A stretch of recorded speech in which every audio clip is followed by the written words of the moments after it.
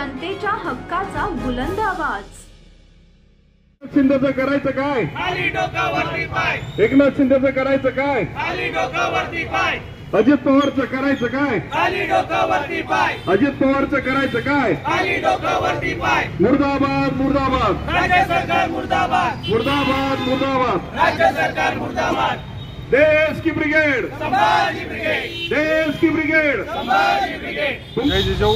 आज आम्ही विरार येथे छत्रपती शिवाजी महाराजांचं जे सिंधुदुर्गमधलं जे स्मारक होतं राजकोट किल्ल्यावरचं ते कोसळलं, त्याच्या विरोधात आम्ही ह्या महाराष्ट्र सरकारचा जाहीर निषेध केलेला आहे।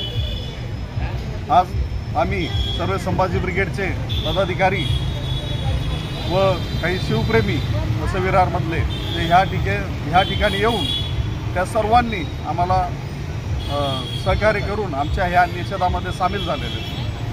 आपण पाहतो ते स्मारक तयार केलं, हे निकृष्ट दर्जाचं स्मारक केलेलं, त्यामुळे ते कोसळलं आणि हे चुकीच्या पद्धतीने बनवलेलं होतं। आपले महाराष्ट्राचे मुख्यमंत्री सांगतात 545 किलोमीटरचा वेग होता, त्यामुळे ते कोसळलं।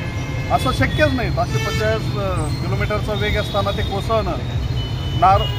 नारळाच्या झाडावरचं नारळ सुद्धा पडलेलं नाही, लोकांच्या घराचे पत्रे जसे ना तसे आहेत ते उडालेले नाहीत, कल उडालेले नाही। आणि एवढं वारं कसं काय आलं?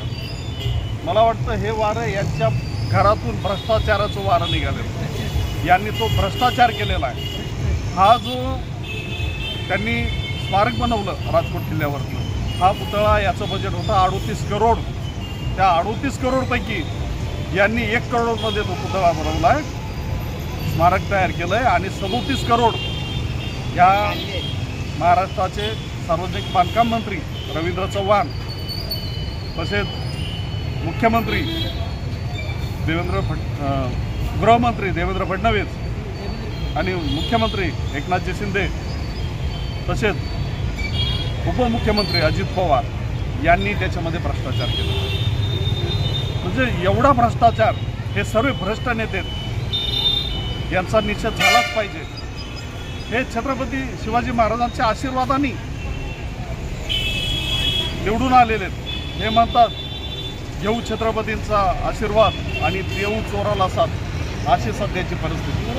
हे चोराला साथ देत आहे, हे भ्रष्टाचारांना साथ देत आहे, ते स्वतः भ्रष्ट आहेत। यांच्या विरोधात संभाजी ब्रिगेडने आज आंदोलन केलेलं आहे, यांचा निषेधही केलेला आहे। आणि आमची पंतप्रधानांना मागणी आहे की यांच्यावर कठोरात कठोर कारवाई करावी आणि ह्या निर्लज्ज त्रिकुटांनी